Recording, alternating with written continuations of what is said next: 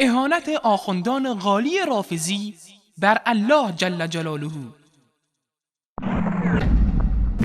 أما حساب الخلق نحن نقول كله الله يسلم للأئمة، كله، مو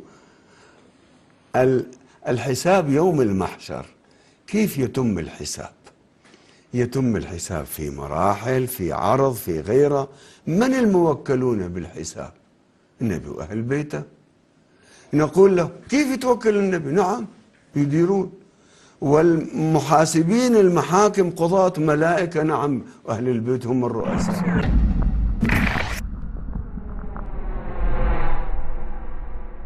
ولا تطرد الذين يدعون ربهم بالغداة والعشي يريدون وجهه ما عليك من حسابهم من شيء وما من حسابك عليهم من شيء فتطردهم فتكون من الظالمين. و کسانی را طرد مکن که سحرگاهان و شامگاهان پروردگارشان را به فریاد می‌خوانند، در حالی که رضایت و خوشنودی او را می‌طلبند. از حساب ایشان چیزی بر عهده تو نیست و از حساب تو نیز چیزی بر عهده آنان نیست. اگر آنان را طرد کنی از زمره ستمکاران خواهی بود. اهل بیت پیامبر صلی الله علیه و آله و سلم از آنچه که رافضی‌های غالی به آنان نسبت می‌دهند بیزار هستند. امام جعفر صادق رحمه الله می‌فرماید: لعن الله من قال فينا ما لا نقوله في أنفسنا ولعن الله من أزالنا عن العبودية لله الذي خلقنا وإليه مآبنا ومعادنا وبيده نواصينا. لعنت الله بر کسی که چیزی در حق ما بگوید که ما خود نگفته ایم. لعنت الله بر کسی که ما را از عبودیت برای پروردگاری که ما را خلق کرده و بازگشت ما به سوی او و سرنوشت ما در دست اوست جدا سازد. اما ببینیم آخوند حسن نصرالله رافضی که دستانش تا آرنج به خون مسلمانان سوریه و لبنان آغشته است چه میگوید؟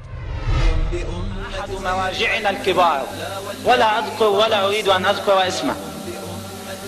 هذا الموجع الكبير كان عنده حالة روحية عالية. أوقات يقعد يفكر يا عمي أنا يوم القيامة شو بيصير فيه، ويبكي بصعوبة الموقف بين يدي الله سبحانه وتعالى. في إحدى الليالي شاهد في الرؤيا في المنام، شاهد في الرؤيا أن الناس جاء في يوم المحشر، كل الناس جاءوا، فتحت أبواب الجنة. هلا هو كونه من العلماء، مين بده يحاسب العلماء؟ الإمام الصادق سلام الله عليه. آخوند حسن نصرالله میگوید اولین کسی که با علما روز قیامت محاسبه میکند امام جعفر صادق است. اما آیات قرآن کریم به صراحت بیان نموده است که در قیامت الله جل جلاله خود به حساب بندگان رسیدگی میکند، چون همه عوامل و اسباب به او تعالی منتهی میشوند و او تعالی مبدأ همه هستی ها و مسبب الاسباب است. چنان که میفرماید إن إلينا إيابهم ثم إن علينا حسابهم. به یقین بازگشت آنان به سوی ماست، آنگاه حساب ایشان بر ما خواهد بود. و نیز میفرماید فإنما عليك البلاغ وعلينا الحساب. در هر حال تنها بیان کردن بر عهده توست و حساب بر عهده ما می باشد.